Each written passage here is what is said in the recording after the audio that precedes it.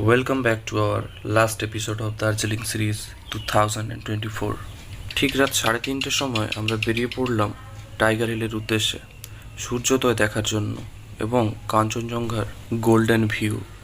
জানিয়ে রাখি, আপনি যদি গাড়ি বুক করে যেতে চান তবে আগের দিনই আপনাকে গাড়ি বুকিং করে নিতে হবে।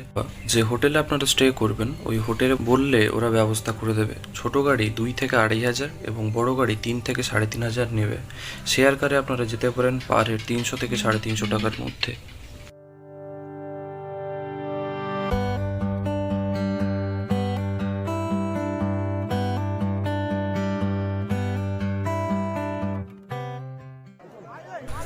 দীর্ঘ 2 ঘন্টা অপেক্ষা করার পর দেখা মিলল স্লিপিং বুদ্ধা। সূর্যের প্রথম কিরণ পড়ার আগে অবধি কাঞ্চনজঙ্ঘা থাকে ধপধপে সাদা। ঠিক তারপরেই গলন্ত লোহার মতো সূর্য তার লাল আভায় রাগিয়ে দিয়ে যায় হিমালয় পর্বতমালার তৃতীয় সর্বোচ্চ শৃঙ্গ মাউন্ট কাঞ্চনজঙ্ঘাকে, যার উচ্চতা 28,169 ফিট। দার্জিলিংয়ের সবথেকে উঁচু জায়গা টাইগার হিল থেকে বিশ্বের তৃতীয় উচ্চতম পর্বতশৃঙ্গের ভিউ আপনাকে স্বচক্ষে দেখতেই হবে। ওই ভোর রাত থেকে কয়েক হাজার মানুষ দূর দূরান্ত থেকে ছুটে আসেন এই ভিউটি নিজের চোখে দেখার জন্যে। জীবনে অন্তত একবার নিজের চোখে এই ভিউ উপভোগ করা উচিত। বাইকে ট্রাভেল করার জন্য যথেষ্ট ঘুমের প্রয়োজন, তাই আমরা কাঞ্চনজঙ্ঘার ভিউ উপভোগ করে ফিরে এসেই একটু ঘুমিয়ে নিয়ে আমরা বেরিয়ে পড়লাম পদ্মজা নাইডু জু এবং হিমালয়ান মাউন্টেনিয়ারিং ইনস্টিটিউটের উদ্দেশ্যে। এবং পথেই একটি নেপালি রেস্টুরেন্টে আমরা লাঞ্চ সারলাম বেশ কয়েকটি নেপালি পদ সহযোগে চিকেন থালি দিয়ে, যাতে খরচ হয়েছিল প্লেট প্রতি 150 টাকা। রেস্টুরেন্টটি ছিল জুলজিক্যাল পার্কের ঠিক সামনেই। তারপরেই আমরা সোজা চলে গেলাম জুলজিক্যাল পার্কের উদ্দেশ্যে। এখানে টিকিট মূল্য ইন্ডিয়ানদের জন্য 110 টাকা এবং ফরেনারদের জন্য 180 টাকা।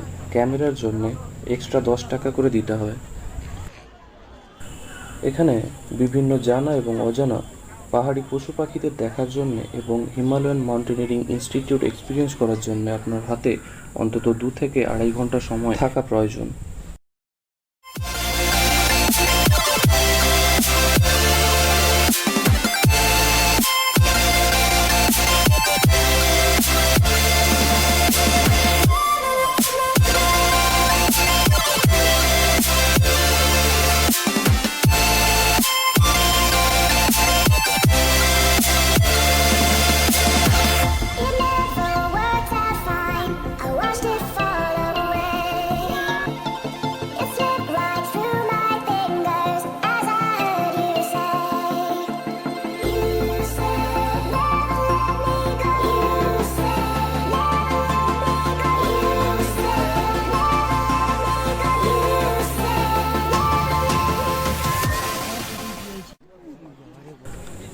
জুলজিক্যাল পার্কের ভেতরেই রয়েছে এই মাউন্টেনিয়ারিং ইনস্টিটিউট।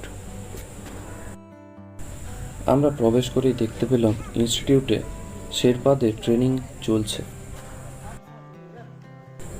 1954 সালে তৎকালীন প্রধানমন্ত্রী পণ্ডিত জওহরলাল নেহরু HMI এর শিলান্যাস ঘটান এবং সামনে যে মূর্তিটি দেখতে পাচ্ছেন ইনি হলেন দ্য গ্রেট তেনজিং নোরগে। ভেতরে একটি সুন্দর মিউজিয়াম রয়েছে যেখানে পর্বতারোহীদের ব্যবহৃত বিভিন্ন সামগ্রী রয়েছে, তবে ভিডিওগ্রাফি অ্যালাউ না হওয়ার কারণে দেখাতে পারলাম না। HMI এর গেটের মুখেই রয়েছে এই রকম বিভিন্ন রকম অ্যাক্টিভিটিসের জায়গা, যা আপনার থেকে 200 থেকে 300 টাকা চার্জ করবে।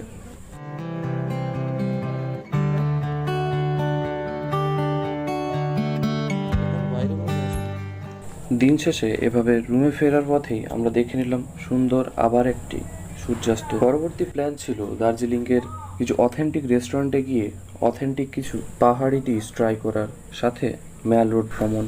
সেই মতো খোঁজ করতে করতে পৌঁছে গেলাম চপস্টিক্স এবং অর্ডার করে নিলাম সেই ফেমাস থুকপা। শুধুমাত্র অথেন্টিক রেস্টুরেন্ট খোঁজ করে অথেন্টিক ডিশ অর্ডার দিলেই হবে না, অথেন্টিকভাবেও তো খেতে হবে। তাই আমরা ইউটিউব দেখেই কাজ চালানোর মতো শিখে নিলাম চপস্টিকের ব্যবহার।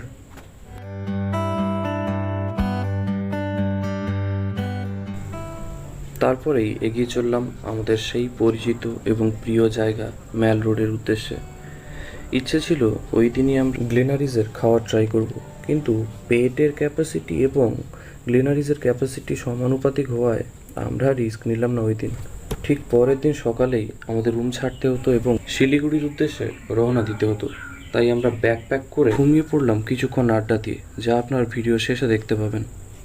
ঘড়ির সময় আমার জীবনের প্রথম শত্রু হওয়ায় বাকিদের মতে আমি একটু লেটই করে ফেলেছিলাম। তাই বলে দার্জিলিং এসে গ্লেনারিজের খাওয়ার ট্রাই করব না, তা তো হতে পারে না।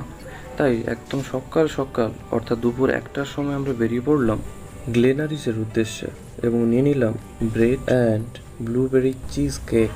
খাওয়ার দাওয়ারের খরচ একটু বেশি হলেও এক্সপিরিয়েন্স, অ্যাম্বিয়েন্স এবং টেস্ট সবই খুব ভালো ছিল।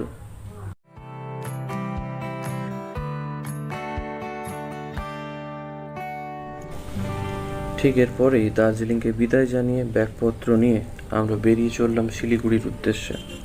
আমাদের পথ ছিল ভায়া কার্শিয়াং, অর্থাৎ সুন্দর ভিউ উপভোগ করতে করতে আমরা চললাম শিলিগুড়ির উদ্দেশ্যে। পথে আপনি একটুও বোর হবেন না, আপনাদের জন্য রইল রাস্তার কিছু অসাধারণ ফুটেজ।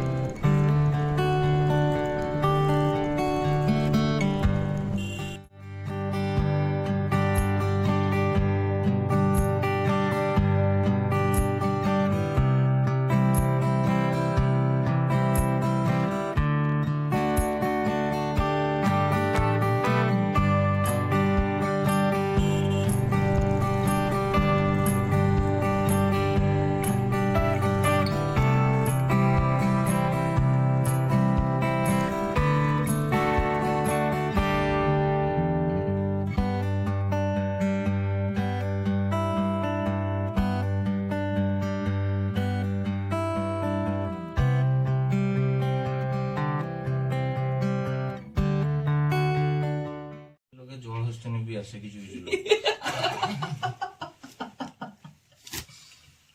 তাই গো, কি করতে চাও ওটা তুমি? কি করতে চাও? কি রে এটা? ওইটা লাগতা জানো তো? কাই লাগতা রে এটা? ফার্স্টে ব্যাগ জ্বালিয়ে হবে, তারপর কি জ্বালিয়ে হবে? না এগুলা কইবে না, কিন্তু সেদিন রাগি তালা থেকে দিন আমি কি সব কই দিলে বাজে কটু মন্তব্য আমি কই দিলে মরি যা।